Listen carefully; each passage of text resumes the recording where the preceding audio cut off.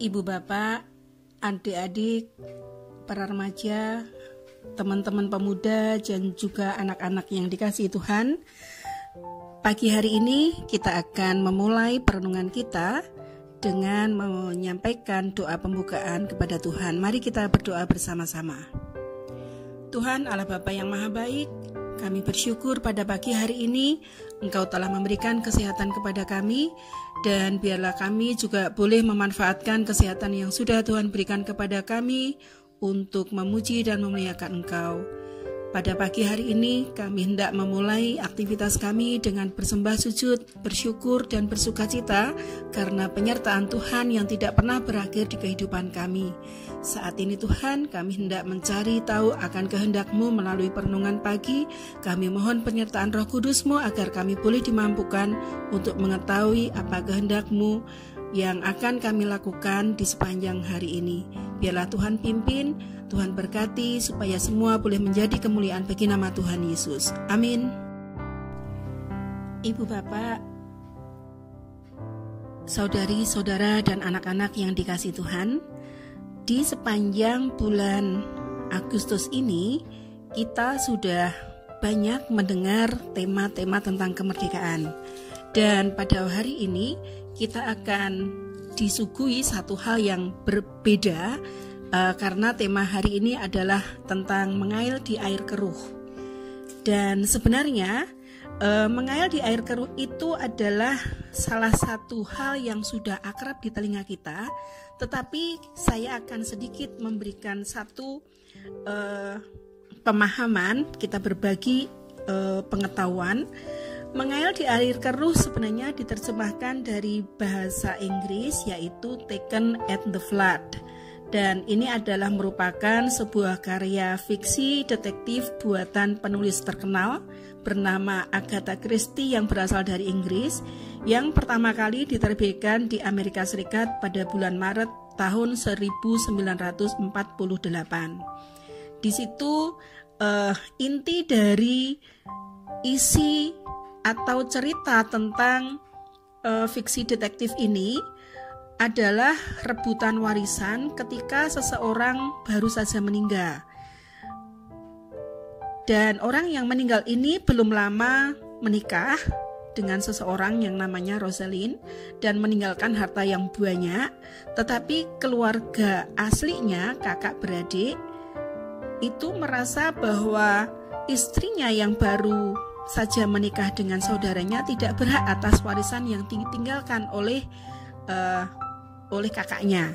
Dan kemudian mereka berebut warisan, dan pada akhir cerita warisan itu jatuh ke tangan kakak beradik dari orang yang meninggal itu, karena ternyata Rosalind ini sebelum menikah dengan saudaranya, Rosalind sudah menikah dengan seseorang, dan pada waktu menikah dengan kakaknya dia masih menjadi istri orang lain, sehingga merasa bahwa istri dari kakaknya ini tidak berhak atas warisan karena pernikahan yang tidak sah. Itu jalan cerita dari Taken at the Flood yang dikarang, yang diterbitkan di Amerika Serikat dan ditulis oleh Agatha Christie. Baik, Bapak Ibu yang dikasihi Tuhan, ketika dulu di daerah Jogja terjadi gempa bumi yang dahsyat, ada beberapa segelintir orang yang kemudian memberikan isu bahwa akan terjadi tsunami. Dan terbukti pada waktu itu kemudian ada beberapa segelintir orang yang kemudian memanfaatkan situasi yang sudah ricuh itu untuk mendapatkan keuntungan bagi diri sendiri. Ada beberapa orang yang membawa truk, mengambil motor-motor yang sudah ditinggalkan oleh pemiliknya, kemudian diangkut dan kemudian mau diperjualbelikan untuk mendapatkan keuntungan pribadi. Ketika kita diperdengarkan, dibagikan cerita seperti itu, kita akan dengan sangat mudah untuk mengatakan bahwa segelintir orang yang melakukan hal tersebut masuk pada kategori mengail di air keruh. Tetapi akan sedikit berbeda ketika belum lama ini saya membaca di medsos yang menceritakan seorang bapak yang kemudian karena kasih sayangnya kepada anaknya yang harus mengikuti pembelajaran secara daring dan anaknya tidak memiliki HP dan sudah ketinggalan pelajaran sebegitu lama, akhirnya dia memutuskan untuk mencuri HP milik orang lain supaya anaknya bisa mempergunakan HP itu digunakan untuk alat bagi pembelajaran daring di rumahnya. Tetapi malang bagi si bapak ini, karena pada akhirnya HP yang sudah dicurinya itu diketemukan oleh anak dari si bapak yang memiliki HP itu, karena anak si bapak yang kehilangan HP melacak melalui istilahnya apa ya, mungkin ada aplikasi tertentu yang kemudian bisa mencari tahu di mana keberadaan HP bapaknya, dan si anak itu kemudian mengetahui lokasinya, dan anak ini kemudian tahu bahwa HP-nya berada di dalam satu rumah yang rumahnya itu sebenarnya bukan rumah permanen. Dan ketika si anak dari pemilik HP yang hilang itu mengetuk pintu dan dipersilakan masuk, si anak tadi melihat bahwa HP bapaknya dipakai oleh salah satu dari anak yang ada di dalam keluarga itu untuk belajar. Nah, di situ pada akhirnya si anak ini menceritakan penemuannya kepada bapaknya, tetapi melihat situasi dan kondisinya, kemudian si anak dan bapak yang kehilangan HP itu tidak memperkarakan dan akhirnya merelakan HP-nya dipakai oleh si anak pengambil HP itu untuk dipakai sekolah, untuk dipakai mengikuti pembelajaran secara daring dari rumahnya. Nah, sekarang pertanyaannya adalah, apakah bapak yang mencuri HP agar anaknya bisa mengikuti pembelajaran secara daring dari rumahnya juga masuk kategori mengalir di air keruh? Baik, Bapak Ibu, kita akan dibimbing oleh bacaan kitab pada pagi hari ini yang terambil dari Galatia 5 ayat 13 sampai 16 yang akan dibacakan oleh salah satu warga praremaja di GKJ Condong Catur bernama Ernesto Adorado Crisanta atau biasa dipanggil dengan Ado. Dan kami persilakan di Ado untuk membacakan bacaan Alkitab pada pagi hari ini. Silakan. Bacaan firman Tuhan pagi ini terambil dari kitab Galatia 5 ayat 13-16 yang demikian. Saudara-saudara, memang kamu telah dipanggil untuk merdeka, tapi janganlah kamu mempergunakan kemerdekaan itu sebagai kesempatan untuk kehidupan dalam dosa, melainkan layanilah seorang yang akan yang lain oleh kasih. Sebab seluruh hukum Taurat tercantum dalam satu firman ini, yaitu kasihlah sesama manusia seperti dirimu sendiri. Tetapi jikalau kamu saling menggigit dan saling menelan, awaslah, supaya jangan kamu saling membinasakan. Maksudku ialah kehidupan oleh roh, maka kamu tidak akan menuruti keinginan daging. Demikianlah firman Tuhan. Terima kasih banyak Di Ado sudah membantu saya untuk membacakan apa yang akan kita renungkan pada pagi hari ini. Baik, Ibu Bapak, saudari-saudara dan anak-anak yang dikasihi Tuhan, apa yang kita baca pada pagi hari ini pada akhirnya tidak jauh-jauh juga dengan tema bulan Agustus ini, yaitu tentang kemerdekaan. Kita yang sudah dimerdekakan oleh Allah dengan ditebus dosa kita juga dipanggil untuk hidup di dalam kemerdekaan, juga di dalam bersikap terhadap orang lain. Dari apa yang sudah kita baca, kita belajar beberapa hal di sini, yaitu yang pertama, kita harus memanfaatkan atau mempergunakan kemerdekaan untuk tidak lagi hidup di dalam dosa.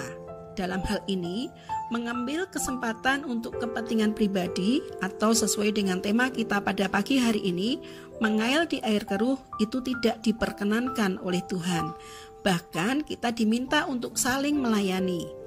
Juga kita tidak diperkenankan oleh Tuhan untuk saling membinasakan. Dan pada akhirnya kita diminta untuk hidup di dalam roh dan tidak hidup menurut keinginan daging. Dan kalau kita kembali lagi ke cerita tentang seorang bapak yang mencuri HP demi kepentingan anaknya, kita akan sedikit merenung apakah itu masuk kepada kategori mengail di air keruh. Kita pasti akan memiliki perenungan yang sedikit berbeda, karena di situ dia didesak oleh satu kebutuhan dan bukan untuk mencari kepentingan sendiri. Ketika dia tidak mencuri, dia mungkin tidak akan bisa membantu anaknya, dan anaknya akan tidak bisa mengikuti pembelajaran secara daring dari sekolah. Tetapi walaupun mencuri juga bukan hal yang terpuji dan dilarang oleh agama apapun, tetapi dalam hal ini mungkin kita bisa melakukan sedikit bantuan untuk meringankan beban bagi saudara-saudara kita, sehingga tidak perlu lagi ada orang yang mencuri. Kalau kita melihat ada banyak hal yang dilakukan oleh orang lain, bisa jadi kita akan dibuat geram, bisa jadi kita akan menjadi marah. Tetapi ketika kita melihat situasi kondisi yang melatar belakangi tindakan orang itu, mungkin kita akan memiliki penilaian yang sedikit berbeda. Dan itulah yang dikehendaki oleh Tuhan, supaya kita selalu dipimpin oleh Roh dan tidak lagi diperhamba oleh keinginan daging kita. Bapak yang memiliki HP yang hilang itu kalau mengikuti keinginan daging pasti juga akan marah kalau tidak mengetahui latar belakang kenapa bapak yang lain itu mencuri HP-nya. Tetapi ketika dia melihat bahwa HP-nya digunakan untuk hal yang baik dan orang tua yang mengambil HP untuk anaknya itu juga dalam kondisi yang benar-benar membutuhkan, kemudian dia bisa mengikhlaskan, dia bisa merelakan HP-nya dipakai untuk anak dari si pencuri HP-nya tersebut. Dan demikianlah perenungan kita pada pagi hari ini.